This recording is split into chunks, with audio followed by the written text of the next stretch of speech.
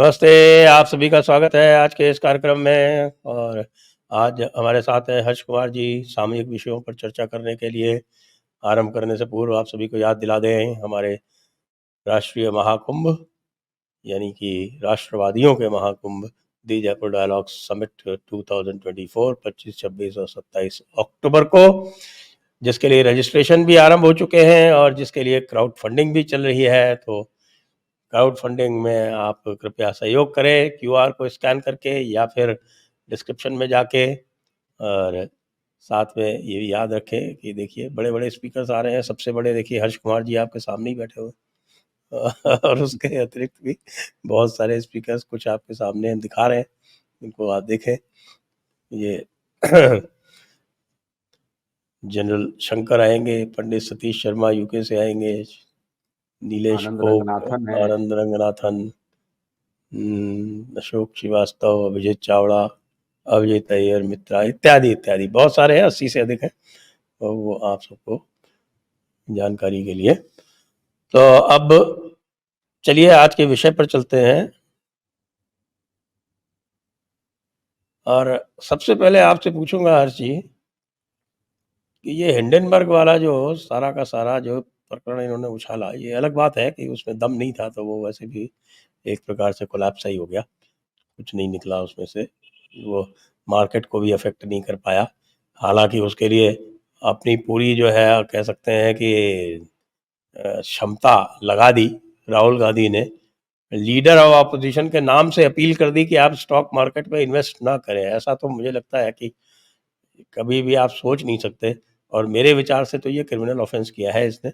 अब इस पर और सरकार सोचे, सरकार के जो प्रोसिक्यूटर्स है वो सोचे, क्योंकि ये लेकिन संजय सीधा जी सीधा सेक्शन बताइए, खुद 113 तो बीएनएस में जो किया जा रहा है राहुल इकोनॉमिक गांधी। इंस्टेबिलिटी को प्रमोट करने वाला काम है, जो टेरर एक्टिविटी के अंदर आता है। सही बात है। और इकोनॉमिक सर ये तो टेरर। खुद तो इन्वेस्ट किया जा रहा है।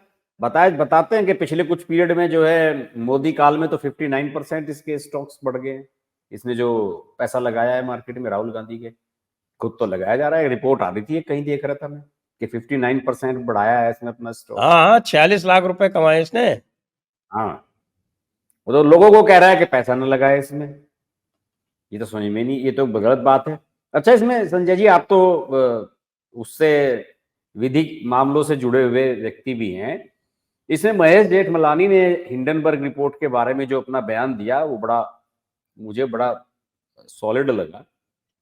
उन्होंने ये कहा कि इसमें इन्हें सिविल और क्रिमिनल जो दोनों डिफेमेशन है वो उन्हें करना चाहिए, सेबी की जो चेयरपर्सन है हिंडनबर्ग पे।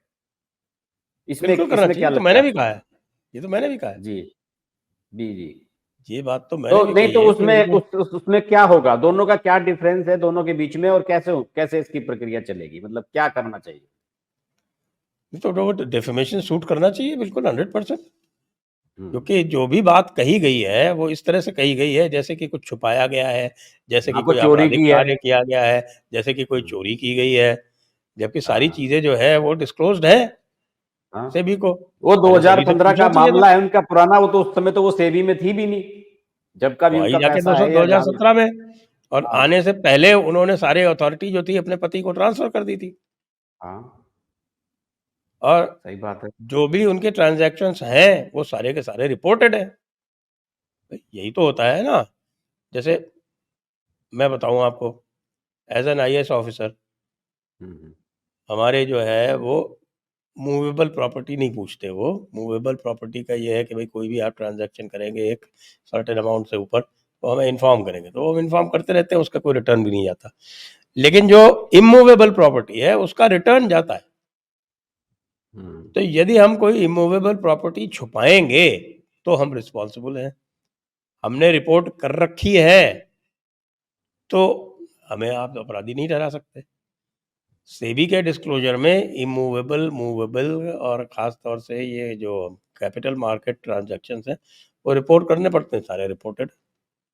हम्म। लेकिन जो मूल प्रश्न है वो ये है कि साहब कि ये पार्लियामेंट ख़त्म होने के बाद आई रिपोर्ट, तो पार्लियामेंट में जो हंगामा होना चाहिए था वो नहीं हो पाया। ऐसी गड़बड़ी ये कैसे हो टाइमिंग की। ये वास्तव में गड़बड़ हुई है। देखिए, इस बार ये मात खा गए। प्लानिंग इनकी यही थी। जो इसमें रिपोर्ट्स अभी सामने आ रही हैं, अभी हालांकि मीडिया में भी आ जाएंगी ये भी 2-4 दिन में, लेकिन अभी दिल्ली के सर्कल में जो बातें सामने आई हैं उसमें तो ये भी बताया, क्योंकि इसमें हुआ क्या है, देखिए इसमें जब भी हिंडनबर्ग की रिपोर्ट आती है तो 3-4 बड़े बड़े मीडिया हाउसेस को विश्वास में ले लिया जाता है और सबसे पहले वो रिपोर्ट उनको दी जाती है, या तो वो किसी एजेंसी वालों को दे देते हैं कि भाई आज आप इसे छापो और आज ही हमारी पब्लिश मान ली जाएगी रिपोर्ट। तो उनकी प्लानिंग होती है, इंडियन एक्सप्रेस को देनी है या किसे देनी है, वो सब उनकी प्लानिंग का हिस्सा होता है। तो इस बार ये बताया जाता है कि पहले इनकी प्लानिंग ये थी कि जब बजट आ जाएगा, बजट सोमवार से सेशन शुरू होता है, मंगलवार को बजट आ गया था, 1-2 दिन उस पर चर्चा होगी और फिर जब फ्राइडे की शाम को जब पार्लियामेंट जो है वो जाएगी छुट्टी पे, तो उस दिन शाम को ये रिपोर्ट छापी जाएगी, जिससे शनिवार और इतवार आपको पता है कि मार्केट भी बंद रहती है, पार्लियामेंट भी बंद रहती है, तो मंडे में जैसे ही खुले उसका रिएक्शन हो और मार्केट गिरे और फिर पार्लियामेंट में हंगामा हो। प्लानिंग तो हर बार ऐसे होती है, हाँ लेकिन जी, इस बिल्कुल बार सही क्यों है। नहीं हुई? हाँ, इस प्लानिंग इस बार फेल कैसे हुई? प्लानिंग इस बार फेल ऐसे हो गई कि वो 4 तारीख को ढाका में वहां बवाल हो गया और वहां पे वो स्टूडेंट्स पे फायरिंग हुई, पुलिस ने फायरिंग की और उधर से जवाबी फायरिंग हुई और फिर 5 तारीख की सोमवार को शेख हसीना को लेके बवाल हो गया, वो आ गई यहाँ पे। तो उस मामले में उन्होंने सोचा अब कर दें, इस सप्ताह कर दें, इस सप्ताह कर दें, इसी तरीके से इनका पूरा पार्लियामेंट सेशन गुजर गया और रिपोर्ट में था कुछ नहीं, दम कुछ नहीं था, वो केवल एक दिन का बुलबुला ही था, केवल जिस दिन छपेगी उसी दिन की वो रिपोर्ट थी और सबको ये फीडबैक दे दिया गया था कि भाई पार्लियामेंट के दौरान रिपोर्ट आएगी। महुआ मित्रा, आप देखिए इस पे वीडियो 2 लोगों ने बनाया, सिर्फ महुआ मित्रा और राहुल गांधी, 2 लोगों के वीडियो स्टेटमेंट इसमें आए, किसी ने कुछ नहीं बोला है इसमें। कांग्रेस की तरफ से कोई और नहीं बोला है, टीएमसी की तरफ से आपको पता ही है, महुआ मित्रा पहले ही मार खाई हुई है, अडानी को लेकर पिछली बार मेंबरशिप चली गई थी, तो वो तैयार बैठी हुई थी कि कुछ मटेरियल आएगा तो मैं भी बोलूंगी। और हो सकता है कि अभी दर्शन हीरानंदानी से गिव एंड टेक चल रहा हो, तो मौका मिल गया तो फिर उनको ओबलाइज कर दिया कि लो भैया इस बार मामला फिर आ गया, अडानी को लेके हमने फिर भी वीडियो बना दिया। तो ये मामला डिले निश्चित रूप से हुआ है और पार्लियामेंट के सेशन के दौरान अगर ये नहीं आया तो इसकी कोई वैल्यू नहीं है। देखिए अब पार्लियामेंट का नेक्स्ट सेशन कब है? 2 महीने के बाद है, तब तक तो सब मामला ठंडा है, लोग भूल भी जाएंगे रिपोर्ट क्या आई थी, पिछली रिपोर्ट को भूल गए लोग क्या रिपोर्ट थी, इसका कहाँ मुद्दा बनेगा। मुझे तो लगता है कि इसमें जो महेश जेठमलानी ने जो बात कही है कि साहब उन्हें केस करना चाहिए, इसमें जो देखिए ये सेबी पे डायरेक्ट अटैक हुआ है, सेबी उनसे पूछ रहा है कि भाई आप बताओ कि आप ये कहां से ला रहे हो, क्या चीज है ये आपकी, क्या है पुराने वाले मामलों में, और ये सीधा फिर सेबी पे अटैक कर दिया। तो ये तो बहुत बड़ी साजिश है। मेरा मानना है कि इसमें जो माधवी बुच हैं उन्हें जो है उनके पति को और उन्हें उन पे केस करना चाहिए और उन्हें अदालत में घसीटना चाहिए, यहाँ की पता तो लगे कि आप हाँ, अगर बिल्कुल इस तरह करना की चाहिए, हरकतें आगे बिल्कुल करेंगे तो आपको सबक सिखाया जाएगा। 100% वो होना चाहिए क्योंकि इसी से डिटरेंस होता है। हाँ, पहले भी आप देखिए कि अ, अडानी ने इनके खिलाफ एक्शन ले रखा है। उसने हिंडनबर्ग के खिलाफ में यूएस कोर्ट में कर दिया है केस। तो अब वो अडानी से थोड़ा सशंकित है और केस जो है अडानी का वो बिल्कुल पक्का है, क्योंकि सबको पता है कि हिंडनबर्ग की क्या हरकतें हैं। यूएस में भी उसकी कोई इज्जत नहीं है, सब जानते हैं कि ये स्कैंडल करता है, ये पहले किसी को जो है वो उसके खिलाफ ये तो पैसा नेगेटिव कमाने रिपोर्ट का देता है। तरीका है इन लोगों का, हाँ, वो ये तो नेगेटिव सभी रिपोर्ट जगह ऐसे देता है कर, वो। हाँ, इंडिया शेयर में गिरते हैं लोग। इंडिया में कोई भी रिसर्च कंपनी जो है, जिस तरह के हिंडनबर्ग है, जो यहाँ के रूल्स हैं, सेबी के रूल्स हैं, कोई भी रिसर्च कंपनी जो है वो शेयर्स में डील नहीं कर सकती। ये करते हैं, इसलिए इनको ब्लैकलिस्ट भी किया गया है। तो ये फिर दूसरों के माध्यम से करते हैं, जैसे कि वो महिंद्रा की ऑफशोर वाली जो कंपनी का वो रोल आया था ना, वो बीच में मैंने उसके ऊपर शो भी किया था, उस तरह से करते हैं ये। तो ये मामले जो है ये बहुत संगीन है और मुझे तो लगता है इस पे जो है वो इंडियन गवर्नमेंट को क्रिमिनल केस करना चाहिए और इसका एक्सट्रेडिशन मांगना चाहिए। ये हाँ, पूरी तरह से नथिंग बट, मैं तो साफ मानता हूँ कि जो नया बीएनएस आया है और उसमें जो टेरर की डेफिनेशन है, उसमें जो इकोनॉमिक टेरर की डेफिनेशन है, उसके अंतर्गत राहुल गांधी और हिंडनबर्ग दोनों के एक्शन आते हैं। हाँ, लेकिन राहुल, देखिए संजय जी, राहुल गांधी को लेकर तो मैं आपके शो पे पहले भी 10 बार ये बात बोल चुका हूँ। राहुल गांधी को इन्होंने एक्स्ट्रा प्रिविलेज उसकी कैटेगरी में रखा हुआ है। पहले से मैं कई बार आपके शो पे ये बोल चुका हूं कि जब भी राहुल गांधी को कुछ भी कहना होता है, वो कुछ भी कह के भाग जाता है। उसे पता है कि तेरा कुछ नहीं बिगड़ने वाला। देखिए, अभी कल ही हिंदुस्तान टाइम्स ने एक एक्सक्लूसिव खबर भी छापी है कि इसी सप्ताह राहुल गांधी को ईडी का समन आने वाला है। ये खबर छपी है, नीरज चौहान एक रिपोर्टर है, उसकी खबर आई है सोशल मीडिया पे। तो अब लोग कह रहे हैं कि उसकी पुष्टि हो गई, जो राहुल गांधी ने कहा था कि कुछ ना कुछ चल रहा है। तो मुझे लगता है कि अगर इस तरह की खबरें हैं और सरकार ऐसा कुछ कर रही है, उसे करना चाहिए बेधड़क तरीके से। ये आभास नहीं कराना चाहिए कि आप बहुत वीआईपी हैं, बहुत एक्स्ट्रा ऑर्डिनरी आप पॉलिटिशियन हैं, तो हम आप पर हाथ ही नहीं डालेंगे। अगर मौका मिलता है बंद करना है अंदर, तो अंदर भी करना चाहिए। अरविंद केजरीवाल जा सकता है तो राहुल गांधी क्यों नहीं जा सकता अंदर? लेकिन राहुल गांधी ये जानते हैं कि बिल्कुल जो आपको नहीं, आप तो हाथ राहुल नहीं गांधी का डालेंगे। जो केस है, राहुल गांधी का जो केस है, वो तो ओपन एंड शट केस है। केजरीवाल ने तो कम से कम इतनी एहतियात बरती है कि उसने किसी भी पैसे का ट्रांजैक्शन नहीं किया। इनका तो सीधा सीधा ट्रांजैक्शन है।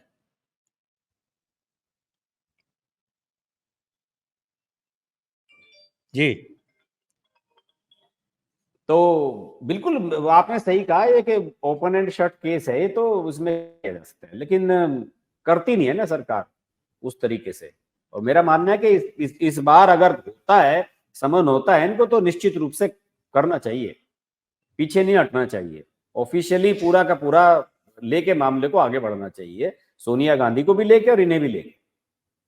और इतना ऐसा केस है, देखिए ईडी ने 751 करोड़ की इनकी नेशनल हेराल्ड की पूरी प्रॉपर्टी जब्त कर ली, जिसको छुड़वाने के लिए ये कोर्टों में गए, इनको कोई रिलीफ नहीं मिली। और ऐसे ओपन और शट केस में इसको ये लटकाए हुए हैं, इतने दिनों तक लटकाए हुए हैं। ये डरते हैं एक्चुअली। क्या वो चरण सिंह वाला जो एक वो हो गया ना, उसको लेके पता नहीं क्यों डरते रहते हैं। अरे भाई, ना इंदिरा आप चरण गांधी सिंह हो, अरेस्ट कर ली थी हाँ, और ना इंदिरा ना ये गांधी को, राहुल गांधी इंदिरा गांधी है, ये नहीं हाँ समझते। हाँ, सही कह ये रहे हो। इंटरनेशनल गैंग का एक मेंबर है, ये समझना चाहिए। आप इसको नहीं करेंगे तो ये आपको किसी न किसी तरह से नुकसान पहुंचाएगा, देश को नुकसान पहुंचाएगा। यही हो रहा है, यही तो हो रहा है। देखिए, इससे आप माने या ना माने कि राहुल गांधी का जो कॉन्फिडेंस है, वो इसी बात से बड़ा रहता है कि सरकार मेरे ऊपर हाथ नहीं डालेगी, इसके अलावा कुछ नहीं है। वरना वो जो बाहर भी बोलता है ना, पब्लिक मीटिंग में, चलिए पार्लियामेंट में तो आपको एक कवर मिला हुआ है कि आप कुछ भी बोल लो, कोई एक्शन नहीं होगा। लेकिन जो वो बाहर भी बोलता हुआ घूमता है, आगे से बोलने में उससे वो झिझकेगा। लेकिन ये करते नहीं है, इस तरह का मामला कोई बढ़ाते नहीं है। मान आने वाले मामले भी हैं, किसी में हाई कोर्ट कुछ कर देती है, सुप्रीम कोर्ट कुछ कर देती है, किसी में वो माफी मांग लेता है, सारे मामले ऐसे ही रह जाते हैं, लटक के रह जाते हैं, किसी में 21 कोई मामले एक्शन हैं, नहीं होता। 21 जी, 21 मामले हैं। पहले 39 थे, 21 तो अब हो गए घटते घटते। हाँ, 39 थे टोटल राहुल गांधी पे जो इस तरह के मामले चल रहे थे अलग अलग अदालतों में। उसका भी अगर एडवांटेज नहीं ले सकते तो फिर क्या करें। बताइए। वही पुरानी एक हमारे शास्त्रों में एक उक्ति है, ये शठे शाठ्यम समाचरित। जी, तो ये जो है, दुष्ट के साथ, किसी भी दुष्ट के साथ यदि आप सहृदयता का व्यवहार करेंगे तो बिल्कुल उसकी बिल्कुल, वो आपको दुष्टता, वीकनेस मानेगा आपकी, वो से बिल्कुल उसकी दुष्टता और बढ़ेगी। सही कह रहे हैं आप। बिल्कुल, ये अब से नहीं हो रहा है, पिछले 4-5 साल से हो रहा है। और आप ये मान लीजिए संजय जी कि जो पिछला कार्यकाल था मोदी का 19 से 24 वाला, अगर उस दौरान ही उन्होंने किया तो अब कैसे करेंगे? अब तो मुझे मुश्किल ही लग रहा अब तो करना पड़ेगा, अब मजबूरी हो गई है। है। नहीं, अगर अगर एक पहले तो बार ये सोचते थे कि अरे भाई ठीक है, हाँ, करें नहीं करें कोई फर्क नहीं पड़ता है, नहीं तो ये सब अगली तो बार है। तो फिर जाइए जाइए, फिर बाहर बैठ गया, फिर तो वो राहुल गांधी को चुन लेंगे लोग, आपको क्यों लेंगे? करना चाहिए, बिल्कुल निश्चित रूप से करना चाहिए। तो पार्लियामेंट वाली प्लानिंग फेल हुई इनकी, और फिर अंत में ये रिपोर्ट पार्लियामेंट के, देखिए अभी एक और भी इसमें ऑप्शन बचता था। इसमें ये रिपोर्ट आई है शनिवार को, और पार्लियामेंट का सेशन सोमवार को खत्म होने वाला था कायदे से 12 तारीख को। ये एक दिन पहले खत्म हुआ है, और प्लानिंग ये थी कि सोमवार को ही नरेंद्र मोदी बोलने वाले थे। ये मुझे लगा है कि कहीं इसमें सरकार को अपने जो सूत्र हैं उनसे ये भी पता लग गया कि ऐसी रिपोर्ट जो है शनिवार को छपने वाली है, तो नरेंद्र मोदी उस दिन बोलेंगे, अप्रिय स्थिति पैदा होगी, ये बोलने नहीं देंगे। तो इसलिए शुक्रवार की शाम को ही जो कहते हैं कि वो अनिश्चित काल के लिए स्थगित कर दी गई, पार्लियामेंट कर दी गई, वरना ये उसी दिन आ जाती रिपोर्ट। और सब इनको पता था कि 12 तारीख को अंतिम दिन है, शायद नरेंद्र मोदी उस दिन बोलेंगे। आपको याद होगा, अगर आप पार्लियामेंट देख रहे हो, शुक्रवार शाम को नरेंद्र मोदी 10 मिनट के लिए आए थे पार्लियामेंट जब स्थगित की गई, वो बैठे भी थे वहां पे आके। वैसे नरेंद्र मोदी तो एक ही बार बोलते हैं, वो तो प्रेसिडेंट के एड्रेस के जवाब देते हैं, उसके अलावा तो बोलते नहीं है, आपको भी पता है। तो मुझे नहीं लगता वो बोलने वाले थे, लेकिन हाँ कुछ तो गड़बड़ हुई है जिसकी वजह से ये टाइमिंग गड़बड़ हो गई इनकी। जी चलिए, एक तो ये है, फिर दूसरा जो एक और मुद्दा जो है वो निशिकांत दुबे वाला है। निशिकांत दुबे ने जो धुलाई की, एक तो धुलाई पहले अनुराग ठाकुर ने की थी, उसको लेके तो बहुत ऊंचा नीचा हुए, लेकिन निशिकांत दुबे ने तो वो भी तगड़ी धुलाई की इनकी, और पूरे आंकड़ों के साथ, तथ्यों के साथ, सबके साथ उसने धुलाई की, जम के तो धुलाई की। और एलओपी की डेफिनेशन भी डाल दी, हालांकि उनकी एलओपी की डेफिनेशन तो लिप्स ऑफ पैरट है, लेकिन मैं तो ये मानता हूं कि यह लीडर ऑफ ऑपोजिशन। तो ये LOP क्यों कहते हैं भाई, ये LOO कहना चाहिए इनको। हाँ, LOO डबल ओ मतलब होना चाहिए। LOO होना चाहिए। लू का मतलब होता है शौचालय, तो ये बिल्कुल एप्ट नाम होगा इनके लिए। क्या कहेंगे आप? हाँ, बिल्कुल सही कह रहे हैं आप। और निशिकांत दुबे तो देखिए, गांधी परिवार के मामले के कोई भी मामला हो, उसके तो वो एक्सपर्ट है। अभी नहीं, वो पिछले सेशन में भी। और देखिए निशिकांत दुबे में क्या खास बात है, निशिकांत दुबे में उनके बोलने में सबसे खास बात यह है कि उन्हें इस बात का डर नहीं है कि मेरी पार्टी के नेता मुझे क्या कहें, वो इस बात से आशंकित नहीं रहता। उन्होंने साफ तौर पे ये कह दिया कि प्रियंका गांधी गई थी शादी में अंबानी की, उन्हें पता था कि नहीं गई, लेकिन उसने खुलेआम बोल दिया, पार्लियामेंट में खड़े होकर बोल दिया। तो वो सामने वालों को असहज करना जानते हैं, जिस जिस भाषा में। अब राहुल गांधी भी तो 70 तरह के झूठ बोलते हैं, किसका प्रमाण है कि राहुल गांधी जो बोल रहे हैं वो सच्ची बोल रहे हैं? उसने भी कह दिया उसी तरीके से कि तो आपकी प्रियंका गांधी नहीं गई क्या, आप देते रहो 100 एक्सप्लेनेशन। उसने उछाल दिया। तो वो तो 3-4 बार बोले निशिकांत दुबे तो। और वो खास तौर से वो जो अनुराग ठाकुर वाला मामला था, जाति वाला, उसको तो उन्होंने बड़े मजेदार तरीके से कंक्लूड किया। उन्होंने कहा कि नहीं नहीं, ये तो साधु है राहुल गांधी तो, और साधु की तो कोई जाति होती ही नहीं है। मेरे जो दोस्त हैं वो अनुराग सिंह ठाकुर, उन्होंने गलत पूछा, उन्हें बिल्कुल नहीं पूछनी चाहिए थी इनकी जाति क्या है, कि ये तो साधु हैं। और साधु की जाति ने हमारे यहाँ पूछो तो साधु साधु की, पूछ लीजिए हमारे यहाँ काम। तो कहावत है कि साधु की पूछो। तो वो उन्होंने एक बात और उसे आगे बढ़ा दिया निशिकांत दुबे ने। हालांकि वो जब अपनी स्पीच पूरी करने वाले थे, उसी समय मोदी आगे और ओम बिरला ने उन्हें बैठा दिया। वो बात उनकी थोड़ी सी अधूरी भी रह गई थी, बाद में वो बीच में बैठ गए थे। उन्होंने कहा कि आपको अगले सेशन में कंटिन्यू कराएंगे, उन्होंने कहा ठीक है। तो निशिकांत दुबे तो एक्सपर्ट हैं। तो सबसे मेन बात तो तथ्यों के आधार पर उन्होंने यही कही थी कि वो मैं 1952 से और अब तक के सारे मैनिफेस्टो लेके आया हूँ कांग्रेस के, कि मुझे बताओ कौन से मैनिफेस्टो में आपने कहा था जातीय जनगणना कराएंगे। कि आप तो वीपी सिंह के प्राइम मिनिस्टर बनने से पहले ओबीसी को भी वो देने के लिए तैयार नहीं थे, और जो काम आपको करने चाहिए थे वो सारे तो गैर कांग्रेसी सरकारें कर रही है। मंडल आपने बनाया, लागू आपने, सच्चर कमेटी आपने बनाई, आपने नहीं लागू की। तो ये वक्फ वाला जो है सच्चर कमेटी पे ही तो है सारा का सारा, कि गरीब आदमी को मिलना चाहिए, जो गरीब मुसलमान है उसकी हेल्प होनी चाहिए।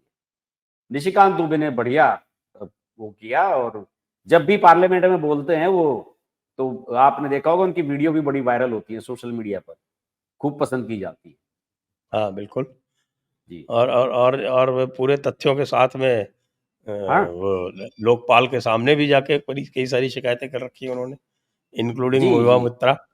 हाँ, वो तो उन्होंने पार्लियामेंट में कहा कि ये महुआ मित्रा जब बोल रही थी उस दिन, तो महुआ मित्रा के बोलते ही निशिकांत दुबे खड़े हो गए थे।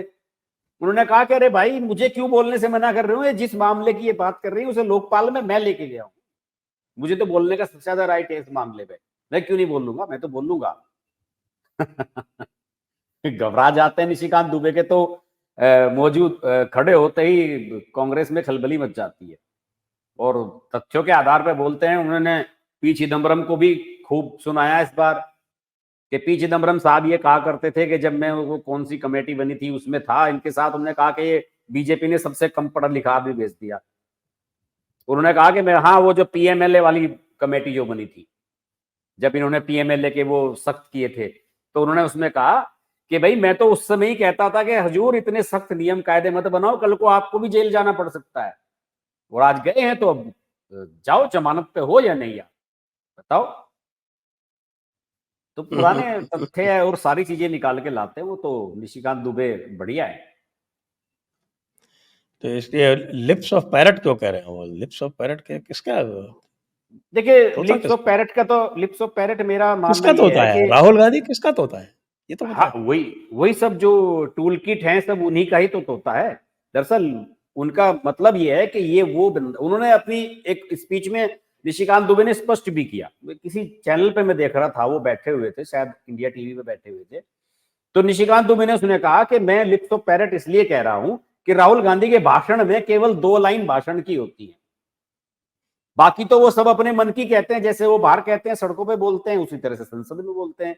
अब उन्हें किसी ने बता दिया कि पहले वो पद्म व्यू वाली कहानी लेके आ गए, अभिमन्यु वाली, फिर वो अर्जुन वाली कहानी लेके आ गए, तो वो उन्होंने कहा कि ये 2-4 लाइनें उन्हें कोई पट्टी पढ़ा देता है और उसी को आके वो यहाँ बोलते हैं। लेकिन जब ऐसे मुद्दे पर अगर आपको बोलना हो तो आपको 2 पंक्तियों से ज्यादा आपका ज्ञान होना चाहिए कि अगर आप सामने वाला कोई आपसे पूछे तो आप उसका काउंटर अटैक भी कर सके। वो उनके पास ज्ञान है नहीं। तो लिप्स ऑफ पैरेट मुझे लगता है इसलिए कि जैसे हमारे बचपन में हम लोग कहा करते थे, बहुत से बच्चे जो है कॉपी से पढ़ लेते थे, हम रट्टू तोता जिन्हें कह देते थे, तो वो रट्टू तोता से उनका सेंस है निशिकांत दुबे का कि रटा रटाया बोलते हैं। तो एक तो ये, और दूसरा जो बड़ा काम हो रहा है वो ये हो रहा है साहब, आपके दिल्ली में ही हो रहा है कि मनीष सिसोदिया छूट गए हैं और केजरीवाल छूटे नहीं हैं। तो अब क्या होगा? नहीं, केजरीवाल छूटने वाला है। मैं बता रहा हूँ आपको, आपके चैनल पे एक्सक्लूसिव बता रहा हूँ। हरियाणा के चुनाव से पहले केजरीवाल छूट जाएगा और बीजेपी चाहती है कि ये पूरी ताकत के साथ हरियाणा का चुनाव लड़ें। देखिए, हरियाणा में बहुत सिंपल फंडा है, एक तरफ बीजेपी है, दूसरी तरफ अदर्स हैं सारे के सारे, और अदर्स जो हैं अभी एक नहीं है। ऐसा नहीं है कि सारे एक हो जाएंगे वहां पे। तो बीजेपी ये चाहती है कि बीजेपी के एंटी जो वोट पड़ता है, पिछली बार उन्हें 36 पॉइंट समथिंग % वोट मिला था वहां पे, और बीजेपी मान रही है कि हमारा 2-3% और भी कम हो जाए, कोई बात नहीं। लेकिन वो उसे वो ये चाहती है कि जो मेरे खिलाफ पड़ने वाला वोट है वो कांग्रेस पर कंसोलिडेट ना हो, वो जेजेपी को भी चला जाए, और बाकी वहां वहां तो बसपा, अकाली सारे लड़ते हैं, थोड़े थोड़े वोट सबको। वहां तो 11-11.5 लाख तो वोट निर्दलियों को मिले हुए हैं पिछले चुनाव में। 7 निर्दलीय जीत के आए थे, 90 की विधानसभा है हरियाणा की। तो बीजेपी ये चाहती है कि उसके अगेंस्ट पड़ने वाला जो वोट है वो कांग्रेस की कंसोलिडेट ना हो। और चूंकि केजरीवाल जब पिछली बार जमानत पे बाहर आए थे, अंतरिम जमानत पे 21 दिन के लिए, तो वो ये कह के गए ये समझौता हमारा सिर्फ लोकसभा चुनाव का है, विधानसभा चुनाव में हम हरियाणा की 90 सीटों पर चुनाव लड़ेंगे। तो बीजेपी ये चाह रही है कि बीजेपी के खिलाफ डलने वाला वोट अगर उसका एक शेयर आम आदमी पार्टी भी ले लेती है तो उसमें बीजेपी का, तो मुझे लगता है कि वो पार्टी जोरदार तरीके से चुनाव तो तभी लड़ेगी जब उसके सीनियर लीडर्स बाहर होंगे। और अरविंद केजरीवाल का तो मनीष सिसोदिया से भी जरूरी हो गया है। वो तो हरियाणा के रहने वाले हैं, अपना घरेलू वो मानते हैं स्टेट हरियाणा को। करेक्ट। नहीं तो ये जो बातचीत चल रही है, कुछ लोग कह रहे हैं कि साहब कि मनीष सिसोदिया जो है वो पार्टी हाईजैक कर लेगा, जब तक केजरीवाल छूटेगा तब तक। नहीं साहब, इन इसमें इन क्या दम? इन थ्योरीज में कोई दम नहीं है। आज मनीष हम्म, सिसोदिया ने टाइम्स ऑफ इंडिया को बहुत बड़ा आर्टिकल दिया है, वो इंटरव्यू दिया है, और आधे हम्म, पेज के करीब है। वैसे तो वो स्पॉन्सर्ड है, क्योंकि हाफ पेज में ऊपर छपा है मनीष सिसोदिया का इंटरव्यू, और उसी हाफ पेज में दिल्ली सरकार का एड छपा हुआ है 15 अगस्त का। वो हम्म, ऐसा लग रहा है कि वो एक प्रायोजित टाइप का आर्टिकल होता है ना, उस तरह का। तो उसमें ये सवाल उठा है कि अब आप किस भूमिका में अपने आप को देखते हैं, सीएम या किसी भी। उसने तो सुनीता केजरीवाल के सामने नतमस्तक कर दिया खुद को, मनीष सिसोदिया ने। वो क्या अरविंद केजरीवाल की जगह लेगा? उसने तो ये कहा कि सुनीता केजरीवाल की एक्सेप्टेंस पार्टी में सबसे ज्यादा इस समय। वो जब बाहर जाके बोलती है तो लोग सोचते हैं कि बस ये केजरीवाल ही बोल रहा है। ये बात आप थे कि ये थ्योरी उस समय भी चली थी जब संजय सिंह जमानत पे छूट के आए थे। संजय सिंह ने जाते ही सबसे पहले सुनीता केजरीवाल के चरण पकड़ लिए थे। तो ये लोग वैसे लोग नहीं है, और ना इनमें इतना दम है। अरविंद केजरीवाल के बिना ये सब लोग बेकार है, ढक्कन है, तो इनसे कुछ होने वाला नहीं है। बस ये है कि ये बाहर रहेगा तो थोड़ा ठीक ठाक काम चलता रहेगा, क्योंकि ये तो बात थी कि नंबर 2 तो था ही मनीष सिसोदिया पार्टी में। तो नंबर 2 के बाहर आने से, और देखिए इसने साफ बयान जो अपना दे दिया उस दिन कार्यकर्ताओं से कि अभिषेक मनु सिंघवी तो मेरे भगवान है। तो भाई जो भगवान मनीष सिसोदिया को छुड़वा सकता है, वो अरविंद केजरीवाल को भी छुड़वा सकता है। जी अच्छा, ये बताइए आरएसएस और बीजेपी की मीटिंग में क्या हुआ? देखिए साहब, आरएसएस और बीजेपी की जो इस तरह की मीटिंग होती है, उनके बारे में कभी किसी को कुछ पता लगता नहीं है। ये तो खबर भी एक दिन लेट लीक हुई है। संडे में मीटिंग हुई है, लेकिन खबर लीक हुई मंडे में, कल। तो इसलिए आज अखबारों ने खबरें छाप दी कि ऐसी मीटिंग हुई। और महत्वपूर्ण बात यह है कि मीटिंग राजनाथ सिंह के घर पे रखी गई। ऐसा बहुत हाँ। कम होता है कि राजनाथ सिंह के घर पे इस तरह की कोई मीटिंग रखी जाए। राजनाथ सिंह दूसरी जगह तो चले जाते हैं, या फिर ऐसी मीटिंग होती है अमित शाह के घर पे, या जेपी नड्डा के नहीं, पार्टी अमित अध्यक्ष। शाह, अमित शाह के घर पे तो आरएसएस वाले जाते नहीं है। अमित शाह से नहीं उनका 36 नहीं, साल है। पहले पहले मीटिंग होती रही है। अब पिछले 4-5 साल से ये बंद हो गया सिलसिला, पहले होती थी। तो मीटिंग होती है नॉर्मली झंडे वालान में होती है वो। नहीं, इस तरह की मीटिंग नहीं होती संजय जी झंडे वालन में। उसमें अब झंडे वालन वाली मीटिंग में अमित शाह नहीं जा सकता, राजनाथ सिंह नहीं जा सकते। इस तरह की मीटिंग जो होती है ये हाई लेवल की, 2-3 लोग, जिसमें 5 ही लोग तो थे इसमें। 2 आरएसएस वाले थे, दत्तात्रेय होसबोले, और एक वो अरुण कुमार है उनके, वो थे। और इधर से राजनाथ सिंह और अमित शाह, 4 ही लोग थे इसमें। जेपी नड्डा के बारे में कुछ अखबारों ने छापा, जेपी नड्डा थे, लेकिन जेपी नड्डा उसमें थे नहीं, क्योंकि उसमें मेन मुद्दा यही था, पार्टी अध्यक्ष वाला ही, कि नेक्स्ट किसको बनाया जाए। क्योंकि ये जो एक एक थ्योरी आ गई थी बाहर कि हरियाणा, महाराष्ट्र, इनके चुनाव के बाद जेपी नड्डा को शायद हटाया जाए अध्यक्ष पद से। अब मुझे लग रहा है कि पार्टी उस पर रिथिंक कर रही है, क्योंकि देखिए एक सांसद रहते हुए कोई भी व्यक्ति, तो वो पार्टी अध्यक्ष का जिम्मेदारी संभाल सकता है, चाहे वो प्रदेश अध्यक्ष हो चाहे राष्ट्रीय अध्यक्ष हो, दोनों जिम्मेदारी वो निभा सकता है। लेकिन आप सेंटर में मिनिस्टर हैं, फर्टिलाइजर्स, केमिकल्स और हेल्थ मिनिस्ट्री, ऐसे इंपॉर्टेंट डिपार्टमेंट आपके पास हैं। आप पार्लियामेंट में, सदन में नेता भी हैं, राज्यसभा में। तो मुझे लगता है पार्टी ने ये तय किया है कि अध्यक्ष तो किसी को बनाया जाना चाहिए। और अब चुनाव में 2 महीने का समय मुश्किल से बचा हुआ है। जम्मू कश्मीर का भी चुनाव आ रहा है, झारखंड है, हरियाणा है, फिर अगले साल की शुरुआत में दिल्ली है। तो फिर तो इस तरह से जेपी नड्डा का कार्यकाल 1-1.5 साल बढ़ाना पड़ेगा। और यहाँ तो कौन सा ऐसा साल है जब चुनाव नहीं होते? भारत में तो हर राज्य, हर साल 3-4, 5 राज्यों में चुनाव होते ही हैं। तो मुझे लगता है कि ये इस बारे में ज्यादा थी। और शायद थोड़ा सा जो अभी ताजा वीडियो आए हैं बांग्लादेश बॉर्डर के, ये वो हिंदू जो है कुछ अंदर आने की कोशिश कर रहे हैं, उन्हें बीएसएफ अंदर नहीं आने दे रही है। मुझे लगता है कि आरएसएस उस मुद्दे पर भी डिफेंस मिनिस्ट्री और होम मिनिस्टर, इन सब से उनकी क्लियरिटी चाह रही थी कि उन्हें लेके क्या प्लानिंग है। क्योंकि उस तरह की खबरें ये आई हैं कि उसमें औरतें और बच्चे कम हैं, ज्यादातर एडल्ट हैं, जी। बड़े लोग हैं वो। तो उन्हें रोका जा रहा है, उनसे कहा जा रहा है वापस जाओ। तो सरकार थोड़ा सचेत है उस मामले में, तो शायद कहीं कल को ये ना होने लगे कि भाई विपक्ष इसी बात को मुद्दा बनाना शुरू कर दे कि देखिए वो भी तो हिंदू हैं, आप उन्हें क्यों नहीं आने दे रहे यहाँ पे, जो बांग्लादेश से इस समय आना चाहते हैं। इस समय आप उनकी तरफ पीठ फेर लोगे तो फिर कब करोगे? बहुत से लोग तो सोशल मीडिया पे लिखने भी लगे हैं इस चीज को लेके कि उन्हें आने देना चाहिए इधर। तो हो सकता है कि इस मुद्दे पर भी आरएसएस सरकार की क्लियरिटी चाहते हो कि आखिरकार चल क्या है, हकीकत क्या है। तो मुझे लगता है ये दो मेन मुद्दे रहे इस मीटिंग में। तो इसमें क्या क्या करना चाहते हैं ये बांग्लादेश के मुद्दे पे? नहीं, ये तो कुछ अभी आरएसएस ने तो कोई बयान दिया नहीं है। ये तो चिंताएं तो जरूर जताई हैं सबने के साथ अल्पसंख्यकों हो रहे हैं। और अब देखिए नेताओं के अंदर तो इनसिक्योरिटी के भाव कहां कहां से आ जाते हैं, जरा सी बात पे आ जाते हैं। अब आप देखिए कि शनिवार की शाम तक विपक्ष का कोई भी नेता इस पर नहीं बोल रहा था, बांग्लादेश वाले पे। और कल मैंने देखा कि प्रियंका गांधी ने भी ट्वीट कर दिया, बांग्लादेश के अल्पसंख्यकों, कल क्या परसों कर दिया था शायद संडे में, उन्होंने भी कर दिया। और मायावती भी बोलने लगी कि साहब वहां जो मायावती है तो वो, खूब ही बोल रही है। हाँ वो बोलने लगी। लेकिन मायावती भी तब बोली जब 2 दिन पहले योगी आदित्यनाथ ने बयान दे दिया कि वहां पर जितने फंसे हुए हैं, जितने बांग्लादेश में हिंदू हैं, उनमें मैक्सिमम दलित है। तो मायावती को लगा कि यार ये तो यहाँ के दलितों में मैसेज चला जाएगा कि बताइए बांग्लादेश में जो दलित रह रहे हैं बीजेपी को तो उनकी भी चिंता हो रही है। तब मायावती बोली है, वरना मायावती नहीं बोलने वाली थी। मायावती तो समझ ही नहीं पा रही थी कि इस मुद्दे पे अपना स्टैंड क्या रखें। वो तो मजबूरी में बोल रही है। अब वो उपचुनाव आ रहे हैं 10 सीटों के, तो मायावती तो उस मजबूरी में बोल गई। तो मुझे नहीं लगता कि अभी इस पे कुछ ऐसा पार्टी लाइन तय हुई है बांग्लादेश को लेकर।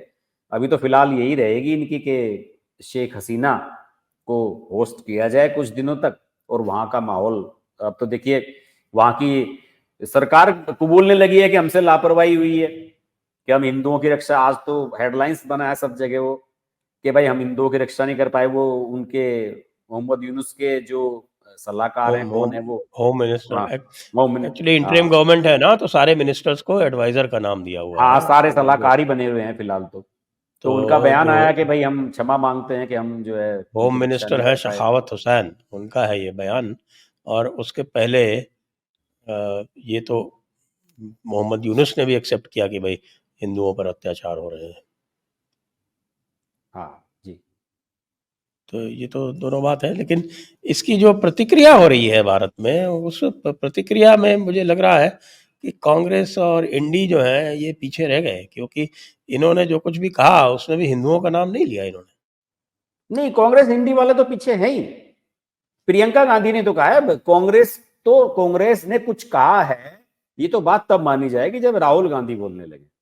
तो राहुल गांधी कहां बोलेगा? राहुल गांधी तो खालिदा जिया के बेटे से मिलके आया है, वो क्यों बोलेगा? वो तो उसका तो सो देखिए कॉल्ड प्लानिंग का पार्ट है। वो एक सलाउद्दीन शोएब चौधरी करके एक पत्रकार हैं, हाँ हाँ, वो वहाँ वहां के वो ब्लिट्ज अखबार है, उसका एडिटर है। ब्लिट्स अखबार है, उसके एडिटर हैं। हम्म। वो तो अब डेली कुछ ना कुछ राहुल गांधी के बारे में निकाल रहे हैं। सबसे पहले तो उन्होंने वो खुलासा किया कि भाई ये जो है ये जिया के खालिदा जिया के बेटे से मिलके आया। हम्म। फिर कल उन्होंने राहुल गांधी के कोलंबियन ड्रग कार्टेल से क्या संबंध है इसके बारे में अपना एक पुराना लिखा हुआ 2023 का आर्टिकल वो फिर से शेयर कर दिया। अच्छा। और आज उन्होंने सोनिया गांधी की पैदाइश पे ही सवाल उठा दिए। अच्छा अच्छा, हाँ हाँ हाँ, वो तो चल रहा है ट्वीट, सही कह रहे हैं आप। सोनिया गांधी वाला तो तो लंबा चौड़ा चल रहा है। हाँ हाँ। वो जो शोएब चौधरी है हम्म। वो तो पूरी तरह से राहुल गांधी के पीछे एक तरह से लठ लेके पड़ गए। वो असल में उस वहां पॉपुलैरिटी भी मिल रही है ना, इससे जो है उनकी लोकप्रियता भी बढ़ रही है। अखबार भी बढ़ रहा होगा वहां पे, निश्चित रूप से बांग्लादेश की जो परिस्थितियां हैं उसके हिसाब से उसे लोग पढ़ भी रहे होंगे। रिकॉग्निशन मिल रही है, पहचान मिल रही है वर्ल्ड वाइड। लेकिन वो ट्वीट दिलचस्प है जो सोनिया को लेके इन्होंने किया है, वो दिलचस्प है बिल्कुल। तो उसमें तो ये कह रहे हैं कि साहब कि सोनिया गांधी जो है वो जब पैदा हुई उसके इनके दो बायोलॉजिकल साल फादर का नहीं पता है किसी को। तो उनके जो पता है, जो उनके पिता कहलाते हैं स्टेफानो माइनो, वो उसके 2 साल पहले से कैद में थे, और जब ये 2 साल की हो गई तब वो छूट के आए। हाँ। तो भाई अब इसको तो राहुल गांधी को इस पे बयान देना चाहिए कुछ। अपनी माता की भी इज्जत नहीं बचा पा रहा है। कैसा कलयुगी लड़का है। तो राहुल गांधी जब अभी इस मुद्दे नहीं तो पर बांग्लादेश वालों इनको पे जो है बोल ही नहीं तुरंत पा रहे, इस पे क्या डेफिमेशन केस बोलेंगे? करना चाहिए। इनको डेफिमेशन केस करना चाहिए। हाँ, ये भी बात सही है भाई, या तो ये खंडन सब करें या फिर वरना पुष्टि माना जाएगा इसको। जिस हाल खंडन करें, हाँ। डेफिमेशन का केस करें, कुछ तो करें। हाँ, ऐसे बहुत तो सीरियस कैसे माना चार्जेस जाएगा है, भाई। बहुत सीरियस है मामला ये तो। बहुत ही सीरियस है, लेकिन ये कुछ कर ही नहीं रहे। क्यों नहीं कर रहे बताइए। डिफेंसिव पे चले गए। नहीं, नहीं, वो तो ऐसे ऐसे मामलों पे ये कहाँ बोलते हैं। इस तरह के मामलों पे तो कभी बोलते नहीं है ये लोग। ये तो इसी तरह का मामला है कि जैसे हमारी सरकार जो है वो इस मामले पे हमेशा चुप रहती है कि राहुल गांधी विदेश जाते कहाँ हैं। ये तो उस तरह की एक, इसे कहते हैं ना, म्यूचुअल अंडरस्टैंडिंग टाइप की लगती है मुझे कि अब ऐसा कैसे हो सकता है कि राहुल गांधी के पास जब उसकी अ, कौन वो हाई सिक्योरिटी हुआ करती थी, वो एसपीजी वाली, उस समय भी सरकार को नहीं पता था कि राहुल गांधी कहाँ जाता है, और उसके बाद भी नहीं पता लगा कि कहाँ जाता है छुट्टी मनाने। तो ये तो इसी तरह की अंडरस्टैंडिंग है कि आप हमारे बारे में ना कहो, हम आपके बारे में नहीं कहेंगे। ये तो कुछ बात ठीक नहीं है भाई। हमारा फ्यूचर प्राइम मिनिस्टर जो है वो इस तरह से डिफेंसिव हो जाएगा तो फिर कैसे काम चलेगा। उसको हाँ सीरियसली कौन भाई, लेगा। नहीं, फ्यूचर प्राइम जो मिनिस्टर ना हो, लेकिन आदमी शैडो प्राइम मिनिस्टर तो है ही वो इस समय। शैडो ही रह जाएगी लगता है उसकी, क्योंकि हिंडनबर्ग के सपोर्ट में आके खड़ा हो जाता है। जिस सबको पता है कि भाई हिंडनबर्ग जो है वो सोरोस की प्रमोटेड कंपनी है। उसका जो OCCCRP जो उसकी इंस्टीट्यूशन है, जो OCC क्या, open against corruption something something कुछ इस तरह से करके, वो उसमें उसका इन्वेस्टमेंट है हिंडनबर्ग में। हिंडनबर्ग जो है वो इंडियन स्टॉक मार्केट को गिराने का षड्यंत्र कर रहा है, और आप आके खड़े हो जाते हो और ये कहते हो कि इंडियन स्टॉक मार्केट में निवेश ना किया जाए। हाँ, लगभग इसी इसी तरह की बात तो कल प्रेस कॉन्फ्रेंस में रविशंकर प्रसाद भी कह रहे थे, लेकिन रविशंकर प्रसाद भी जो है ना वो निशिकांत दुबे नहीं है। उन शब्दों का वो इस्तेमाल नहीं कर पाते जिस तरह के शब्दों का इस्तेमाल होना चाहिए और जो पब्लिक तक मैसेज कन्वे हो। बात तो वो भी यही कहना चाह रहे थे कि क्या आप देश के खिलाफ आर्थिक ताकतें जो लड़ रही हैं हमारे खिलाफ, हमारे आर्थिक रूप से कमजोर करना चाहती हैं, क्या आप उनके साथ हैं? वरना उन्हें सीधे सीधे पूछना चाहिए था कि बताइए, आप और आपकी माता जी जो है वहां चीन गए थे, वो कौन सा MOU साइन कर गए थे? बताइए, उसका आज तक क्यों नहीं बताया आपने किसी को? तो इस तरह के टफ सवाल पूछने चाहिए ना, और लोगों को बताना भी चाहिए कि ये साइन करके आए थे। अगर आपके पास है कुछ इनपुट तो बताओ। बताते नहीं है इस तरह की बातें, तो जनता तो उसी की बात सुनती है ना, कि जो निगेटिव बात कहेगा उसी को लोग ज्यादा यकीन करेंगे। खुल्लम खुल्ला बोलना पड़ेगा आपको, उसी की भाषा में बोलना पड़ेगा, उसी टोन में बोलना पड़ेगा जिसमें वो बोलते हैं, तब जवाब देना पड़ेगा आपको। हाँ, लेकिन ये तो भाई मुझे तो लगता है इस पूरे प्रकरण में इंडिया अलायंस तो पिछड़ गया। 2 प्रकरण इस तरह के हो गए, ये हिंडनबर्ग वाला हो गया, इसमें ये फंस गए बुरी तरह से, और मार्केट भी अफेक्ट नहीं हुआ। तो इसलिए दूसरी बात, फाइनेंस मिनिस्टर ने सीधे सीधे कह दिया कि रेगुलेटर ने जो भी कहा है उससे अधिक कुछ कहने की ज़रूरत नहीं है। तो ये प्रेशर भी नहीं डाल पाया गवर्नमेंट पे कुछ भी मार्केट कराने मार्केट का। वाली बात आपने सही कही संजय जी, कि मार्केट पे जो मंडे में कोई फर्क नहीं पड़ा ना, मुझे तो लगता है हाँ, कि ये हिंडनबर्ग के लिए भी संकेत होगा कि भाई अब तुम्हारी कहानी खत्म, अब शायद इसके बाद कोई रिपोर्ट आए भी ना इस तरह। ये भी संभव है कि बस आखिरी है हिंडनबर्ग का, ये कहानी खत्म है इनकी, क्योंकि तो जिस आप उद्देश्य से लेके आते थे वो उद्देश्य तो पूरा ही नहीं हो पा रहा है। हाँ, पूरी तरह से कुछ भी नहीं हुआ। क्या फायदा है हाँ ऐसे का। हाँ, कि मार्केट को गिराना, लोगों का नुकसान कराना। पिछली बार में तो अडानी का भी काफी नुकसान हुआ था, इस बार तो कुछ है ही नहीं, जीरो है। बल्कि मार्केट बढ़िया खुली थी मंडे में। Correct, correct. तो मेरे ख्याल से अब आज की चर्चा को यहीं विराम दिया जाए और सभी दर्शकों को बहुत बहुत धन्यवाद। हर्ष जी को भी बहुत बहुत धन्यवाद। जय हिंद, जय भारत, वंदे मातरम।